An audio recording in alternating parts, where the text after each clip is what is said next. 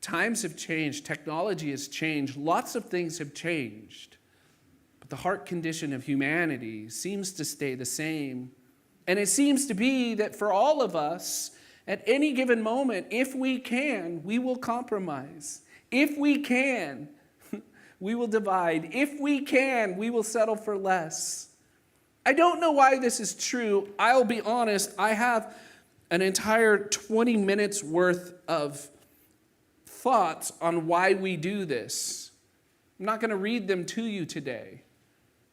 I'm just going to ask that as believers involved in the body of Christ, both locally and globally, personally and transcendently, I'm just going to ask that as we begin to make our way through the books of 1st and 2nd Corinthians, whenever we come across maybe a corrective passage or an encouragement or an exhortation, and we identify that that might still be an issue today, I'm only going to ask that we not get worried about them in the past and the people across the aisle, but that we would take time to be self-reflective and ask even ourselves, what was it that motivated me to be just like that in the past? Or why is it that I can be just like that in the present?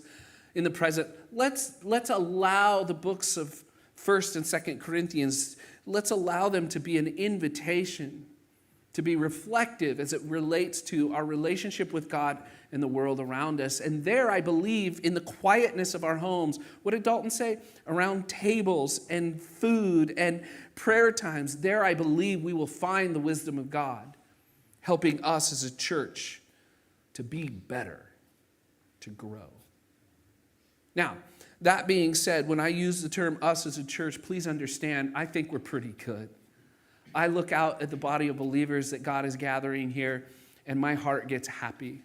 Oh, we're not perfect, and we have misunderstandings, and we have challenges, and we have issues, and we have struggles. But man, oh man, I look out first service and second service, and I see a body of people that God has brought together whose direction in life seems to be more and more pointed towards Him. And I think that's good, but yet in that, as it relates to 1 Corinthians and 2 Corinthians, there are some cautions that we need to be careful about.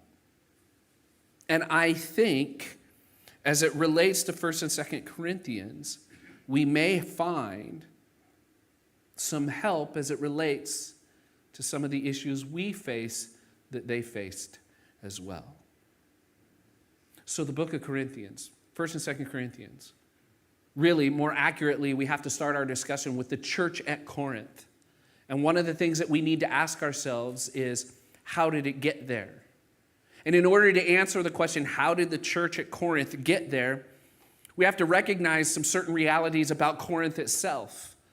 Corinth itself was a port city in the ancient Near East, meaning this, lots of goods and services were being traded along the way. It was located on a major trade route. And if you just take a moment to think about the Bible that we read, you'll understand that would have had an effect on the people in Corinth. You see, if you lived in a culture where any given day there was lots of people coming from different places, coming and going, what they would bring with them is their culture and their ideas and their opinions and their goods and their services and their idols and their trinkets and their moralities. All of these things were happening in Corinth. Corinth became like a melting pot for the world and every little thing that was going on. Corinth would be a fantastic place for an early church missionary like Paul to go to. And so we know that somewhere in the early 50s AD, he traveled there on his second missionary journey. According to the passage that we read from the book of Acts, and I encourage you go back if you want to know more about how the church started, I'm going to tell you, but if you want to be reminded of it again throughout the week, read the book of Acts chapter 18, and you'll find that Paul showed up there as a missionary. He partnered with a couple in tent making. They did business together, which made for an opportunity for him to have time to preach the gospel. And when he first started preaching the gospel in the city of Corinth, he did what he always did. He went to the Jews first. his brethren, his people, those that he understood, those that he was really like. But we're told in the book of Acts chapter 18 that very early on, they, like every other Jew during his day, did not like what he had to say. What he had to say was salvation was found in Jesus Christ alone because he was the Messiah, the long-awaited one that they had expected. And they did not like that because they didn't believe it. No way in their world would a Messiah be crucified. So he takes the gospel to the Jews. The Jews very quickly reject it. So instead, Paul then turns to the Gentiles, which if you do any kind of reading in early church history, you'll realize that did not make the Jews very happy. So intense was the scene in Corinth spiritually, where lots of beliefs and lots of different ideologies and thoughts were flowing. Paul was caught up in it all, and it was very stressful to him, maybe even creating a massive amount of worry and anxiety. To the point that, according to Acts chapter 18, in the middle of the night, God appears to Paul in a dream, and he says to him, "Don't be afraid to preach the gospel here." From that, we can surmise that Paul was most likely afraid. Why? Because people wanted to eliminate his presence. Don't be afraid, God tells him, to preach the gospel in this place, for I have many in this city. God meets him in the middle of his worry and stress and encourages him. One of the overriding messages that we should pull out of any overview or introductions to the book of 1st and 2nd Corinthians is this: God will encourage you. He can meet you in the middle of your mess to encourage you to keep on keeping on as it relates to his purposes and plans in your life. Make sure you hear what I just said. I don't know if God's going to appear to you in the middle of a dream to encourage you to keep on keeping on in the sins and the struggles you have. I don't think he does that. But I think whenever we are stressed out and overwhelmed about continuing to commit to and pursue the plans that he's laid before us, I think we can count on him to encourage us whenever we need encouraging. And so Paul would then spend, which is spend. He would hang in there. He would remain there for 18 months, teaching them the way of Jesus. And then he would move on. And here's the timeline for 1st and 2nd Corinthians. He would move on. Not very long after, he would get a report about the church that he started. He'd get a report that the church was struggling with division. Not just any old run-of-the-mill division, but the kind of division that is based on popularity. You see, when Paul left, other teachers would come in and they spoke more eloquently. They dressed more betterly. They were more popular, so to speak. And so the church started dividing company based on, well, I follow this teacher and I follow this teacher. And you know what? Paul really wasn't that big of a deal. So Paul gets a letter and he hears that the church is struggling with division. He hears that the church is struggling with morality.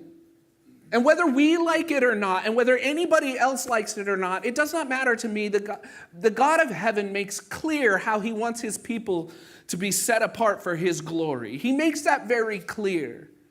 And so the church had began to compromise those things. And I'm going to tell you right now, when we get there, as we study through the verses in the chapters in the books, it will blow your mind the kinds of compromises that were being allowed to be commonplace. So Paul hears that their morality is messed up. He hears that their theology is kind of like a serve yourself buffet. He hears that they kind of hold on to whatever they want and let go of whatever seems like an inconvenience. First and foremost, the resurrection. He hears that the church in Corinth, whose whole origin was centered on the reality that Jesus came and he lived and he died and he rose again on the third day. That's how the church started, right? The church had then decided, we don't actually think that's necessary. So we don't actually believe it happened, nor do we believe that it needed to happen. And Paul, then you'll recognize it when we get there in 1 Corinthians 15, where he says, whoa. If there is no resurrection, then we of all people are cursed, because there is no solution for our sin. This is what Paul would write. It's interesting to know why he wrote that. It's because they were guilty of just like this little pick and choose, self-serve buffet, smorgasbord theology, attitude, idea. I'm really glad that doesn't plague the church today. He also hears that they were, this is really sad. They were, in a self-centered way, insensitive about their spirituality. They decided on their own if they had a gift from God, then they could exercise it, no matter how it might alienate somebody else, no matter how it might push somebody else back, no matter how it might confuse someone else. They could exercise it however they wanted. They decided that their own convictions didn't have to concern anybody else. So we're going to eat whatever we want. I don't care if it was meat sacrificed to an idol or not. If that person has a struggle with it, that's their problem, not mine. And sadly, Paul hears these, just so you know, I'm dropping little hints about what the book's all about, and we'll get there in the next 9 weeks, which, by the way, is not enough time. Paul hears that they're practicing this kind of spirituality. And as I mentioned before, I think all of those things are still in play today. I think if we're not careful, we'll be prone to insensitive spirituality, deciding for ourselves what's good theology or what's not. And when I say deciding for ourselves, I mean apart from God. I think we're prone to morality that pushes the limits and then steps over the line. Oops, it was an accident. I think sometimes we treat Christian morality like my 6-year-old son treats right and wrong. It's not wrong if after he does it, he proclaims, oh, it was an accident. I don't know where he learned that. Baloney. You whack him upside the head. Why would you do that? Oh, I'm sorry. It was an accident. You don't like it, do you? I've never done that. I've wanted to. But I haven't done it. Instead, we're trying to teach him, right? I think these things are still in play. I think we still, as a church, like big picture, I think we still divide on any old thing at any old time. And it's really sad. So I think 1 and 2 Corinthians, a study of these books, is a timely study that can encourage and help us to continue to grow and be familiar with what God's desire for his people. So Paul hears, back to our timeline, he hears that things aren't going well. So most scholars believe that before he writes 2 Corinthians, so we have 1 Corinthians, and there's 2 Corinthians, which if you're keeping score and keeping track, most scholars believe it's actually the third letter. But before he writes a second letter, which we don't actually have, but everybody knows he wrote another one because he refers to it, we'll get there. He paid them another visit. And when he paid them another visit, he was rejected as any kind of authority in their lives. Oh, we know better now, Paul. There are other speakers that they may not know as much as you, but they talk better than you. And they're easier to look at. You might be thinking, there's no way in the world in the body of Christ that would be an issue. It's still very much an issue. So Paul pays them a visit, and they reject him altogether. So then he goes, and he writes them a second letter, which we don't have record of, but he mentions. It's a second letter where he speaks to them very strongly. Might be good that we don't have it. He speaks to them very strongly about their challenges and their issues, correctively, probably filled with more exhortations than encouragements. And what we believe happens is that they recognize, oh, wait, we've made some mistakes. And they reach back out to Paul in order to reconcile. And so Paul accepts their invitation by writing to them a third letter, but we call it 2 Corinthians. And it's all about accepting their offer of reconciliation, coming back together, no matter how they had wronged one another, and really they had only wronged him. But he sets a model of leadership and says, look, I'm not going to hold it against one another. Let's come back together. And then he encourages them about the things that really matter. They're dividing over things that don't matter, all the while missing the idea of mercy, love, and justice. They're getting caught up in their own kinds of spirituality and morality, all the while missing the idea of what God has intended for his set-apart people. And so Paul will take 2 Corinthians and he'll encourage them about that. 1 Corinthians, by the way, is all about correcting division, morality, theology, and a defense for the resurrection. Paul wrote 1 Corinthians in about AD 52, 53. He'll write 2 Corinthians, or what we see as 2 Corinthians, later in like AD 54. You could understand 1 Corinthians in this way. It is a call to unity and holiness. It is a call to unity and holiness. It is a call for God's people. We will see it. It is a call for God's people to live together as one body of believers who have been set apart for the purposes and plans of God. That's the working definition for holiness. Understand what I said. He's calling the church to unity and holiness. He's calling the church to be unified and set apart for the plans and purposes of God. He's not calling the church to be uniformed and perfect. Do you guys understand what I'm saying? Some people have misunderstood this explanation. Some people have misunderstood these concepts. Some people misunderstand biblical unity for uniformity. We all look the same and act the same and carry the same Bible and wear the same clothes. Blech. One of the things, this is great, one of the things that happened once we told this gap year program ministry team that we had locked down the date, and I had called Emma and we had started putting this together, and it's going to work out, and they're going to come and be visitors, and we're going to have a hoot of a time.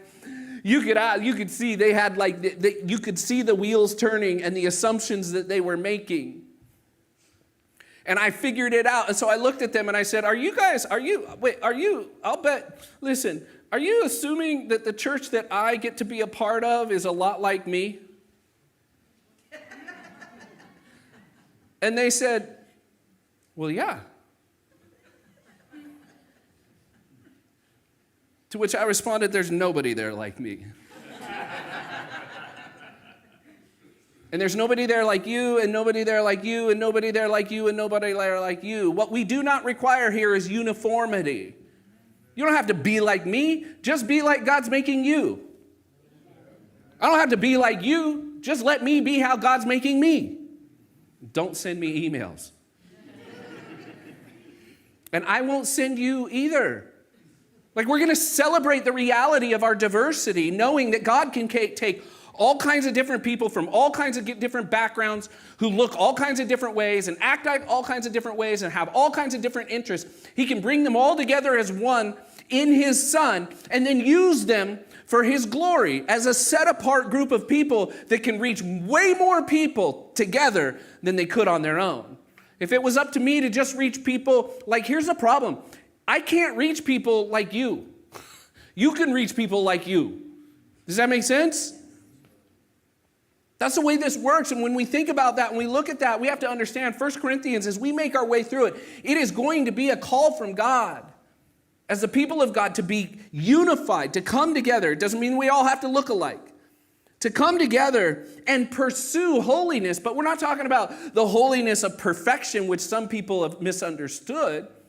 Why would we pursue something that Jesus has already given us in the heavenlies? I'm just saying there's a big theological concept. He has made us perfect now and not yet.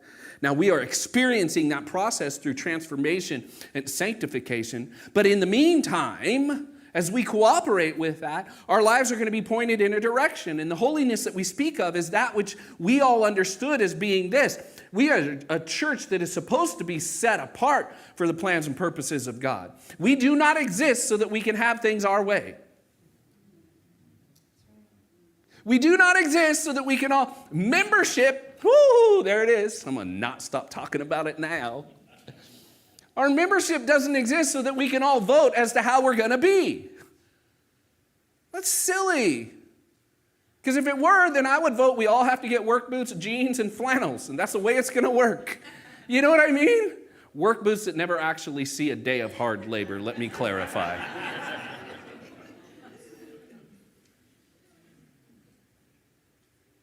You might call them fashion forward, that's fine.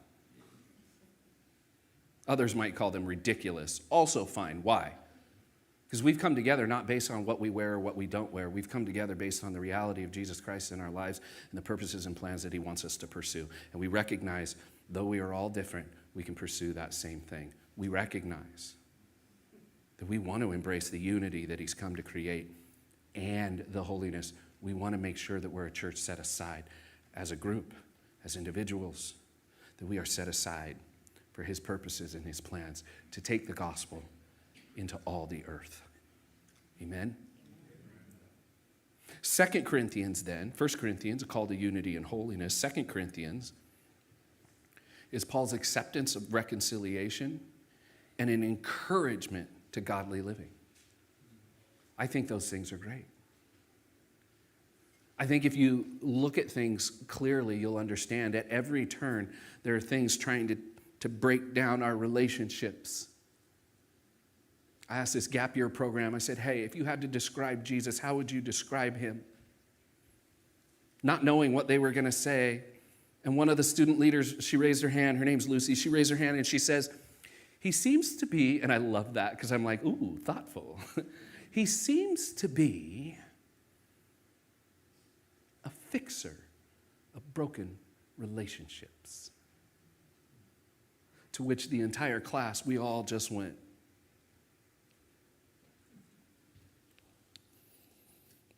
wow.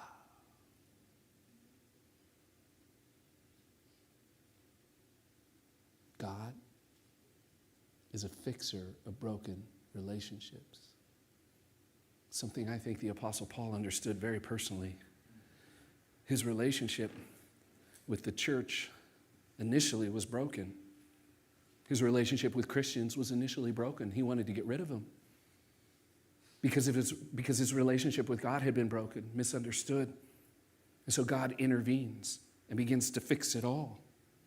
It's no wonder why that guy would write 2 Corinthians. It's no wonder why that guy would embrace the opportunity to reconcile with those who had maligned and marginalized him. And we will see that they did so brutally.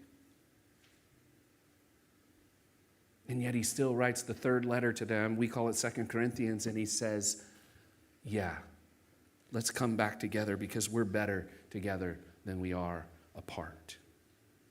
So 2 Corinthians is an encouragement towards reconciliation and then living lives that reflect the purposes and plans of God. If I were you, I would be asking myself, well, why do these books matter today? Well, on one level, 1st and 2nd Corinthians can provide a practical guide for Christians that are dealing with church conflict and division, moral and ethical issues, spiritual gifts and worship, suffering and perseverance, theology versus meology, that is, beliefs based on whatever I think is true. This is why we study it, but more so than that, I suggest to you that the books of 1st and 2nd Corinthians are going to provide a timely reminder about who God is. Which, by the way, if a church begins to misunderstand the reality of God, they will misunderstand their own reality as well. If a church misunderstands the reality of who and how God is, they will make a mess of themselves. Lord, not here. Please, not here. Not at RVCC, not at RVF, not at Mountain, not at Applegate, not anywhere that people gather together and call on you as their king. Please help people here, there, and everywhere to understand who you are. I suggest that 1st and 2nd Corinthians, when we get finished with it, we will get a clear reminder that God is the supreme source of truth, wisdom, and strength. He's the supreme source of truth, wisdom, and strength. If he was not, then he is not God. And no matter how much we want to be, we are not. He is. So on any given matter, no matter what we feel like or think about or how we struggle with it, we have to be in a place as we walk through this to understand, I'm going to trust God. And I'm going to trust God to reveal the reality of truth, to reveal the reality of wisdom, to give me strength. I'm going to trust him to do this because he does this well. If there is a problem, I will readily, I don't know about you, but I'm going to choose to readily admit that the problem lies within me more than him.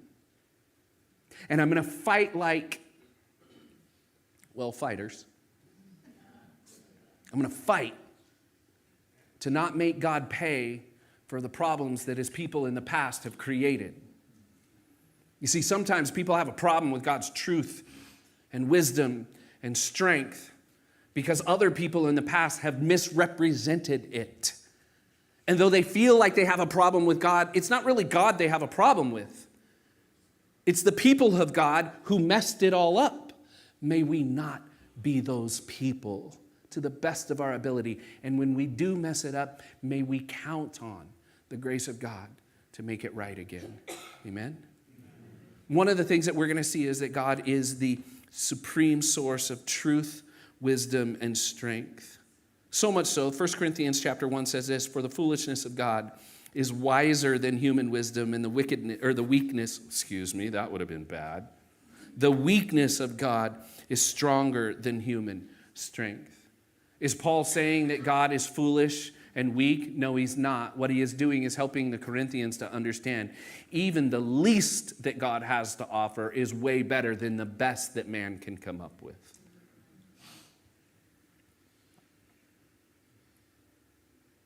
I think one of the other reminders that we'll get is that God calls his people to love and unity. We've talked about that a little bit, but understand this.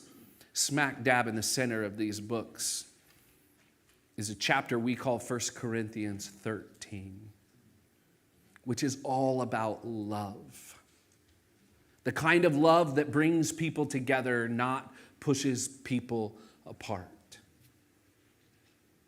The kind of love that makes for great devotional readings and great devotional meditations, great devotional thoughts. It makes for great living room signs. It really does. But I think that we're going to see that it came about not because of anything beautiful. Those words were written in response to the mess that his people were making.